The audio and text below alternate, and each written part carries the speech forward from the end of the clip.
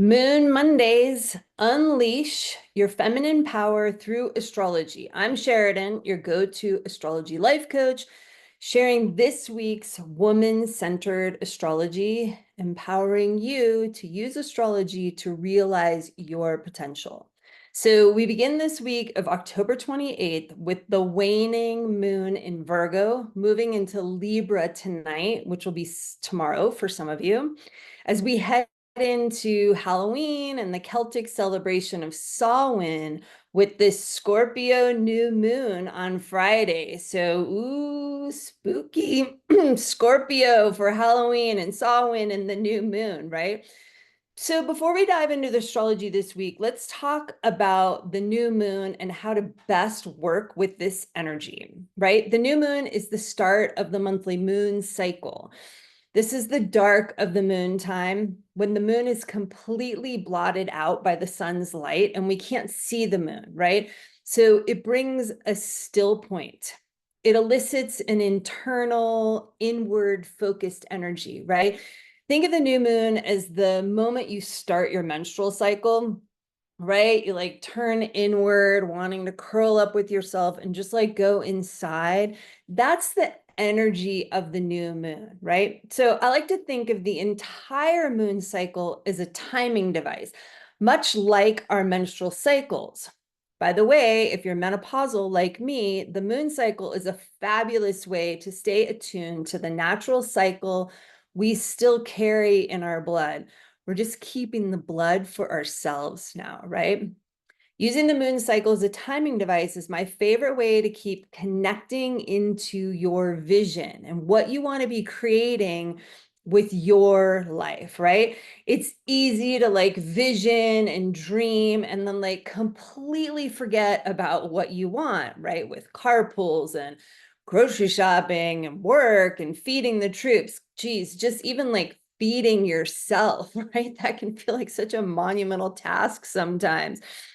Working intentionally with the moon cycle anchors you into taking action, taking really small baby steps that support you in continuing to move towards your larger vision for your life. So the beginning of the moon cycle, the new moon, is the time to set your intention for the month, right? I'm sure tons of you already do that or have already heard of that. So think about what is the one thing that is calling for your attention right now, right? Is it your health, work, a relationship, your purpose in the world? That's a big one that can be constantly running in the background without anywhere for that energy to land. Maybe you have some ideas about your purpose, but you just don't let yourself go there, or and all kinds of reasons that we're not connecting into that energy and living our life purpose. The new moon is the best time to like dust off those thoughts you've shoved into the crawl space of your mind, right? So just using that as example, you could set your intention for this moon month, for this Scorpio new moon month, to take a deeper dive into uncovering your purpose, right? That's the intention. Scorpio loves mining for the gold in our inner recesses. So, okay, now you've got the intention, but like, how do you do that? What does that look like? How do you know that you've actually accomplished that this week? So, here's where creating these like small action steps come in. For the first week, from the new moon to the first quarter moon, right? That's about a week's time. You choose a micro action step, which is, let's say, to journal 3 times about your purpose, right? Writing out like what calls to you, what are you intuitively interested in, what lights you up, etc., right? The goal isn't to arrive at your life purpose and be completely on your way this moon month. It's simply to explore. How do you do that? By taking one small, completely manageable, easy to do baby step each week. So this week, for instance, let's say you're going to journal 3 times for 5 minutes each time, right? Next week, you adjust and choose another micro action to take at the first quarter moon, right? Maybe you keep journaling because you liked it, it's working for you.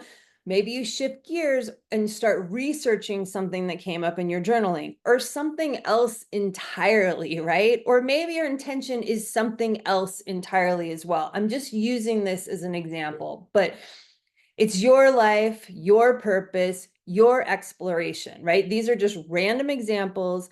You choose what's right for you and what's calling to you at this new moon month.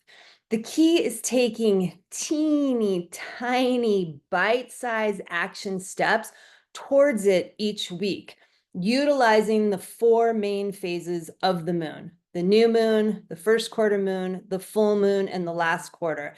Then next month for the Sagittarius new moon, you set a new intention.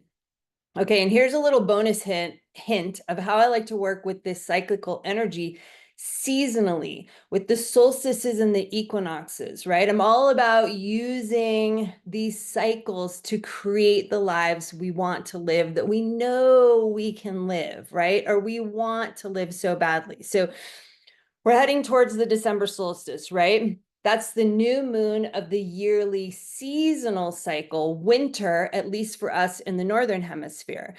For you in the South, it's the mid-season check-in point. My formula still works, right? It's just about what season you're experiencing.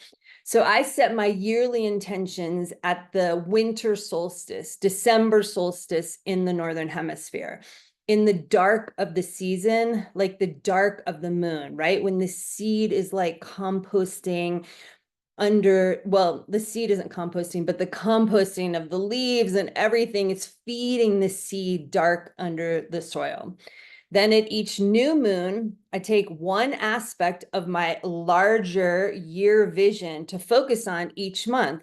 And I have to say, I am always so pumped up by how well this works. I've been doing this for years. And come each December solstice, I'm awed by how much I have moved the needle towards my vision for the year. It's deeply empowering, deeply satisfying. And lo and behold, I'm creating the life I most want to live, living my purpose, doing what I most want to be doing in the world, all by taking easy baby steps with each phase of the moon. So there you have it, my secret formula for change and success. I'm going to teach a free December solstice intention setting class all about this and more on December 21st, on the December solstice this year, where we'll set our yearly intentions together. So stay tuned for more to come about this free intention setting class I'm offering. And now, finally, for this week's astrology highlights, right? So the moon is in Virgo today, Monday, which highlights our inner priestess, which I know all of you watching have one. You're into the moon in astrology, so you definitely have an active inner priestess. Virgo is the sign who is paying attention to the earth and the sky, to the animals and the birds, the plants and the trees, and the phases of the moon to cycle her life with, right? To create her life with, to step more and more into her power with. The moon moves into Libra later tonight for me in Colorado, for most of us in the United States. This activates knowing ourselves more through the relationships we have. Libra is learning about herself through the mirror reflection the people in her life provide, right? So ultimately, Libra yearns to know herself accurately, see her whole self, regardless of the projections of others around her. It's not always an easy task, but this is Libra's journey for growth and evolution.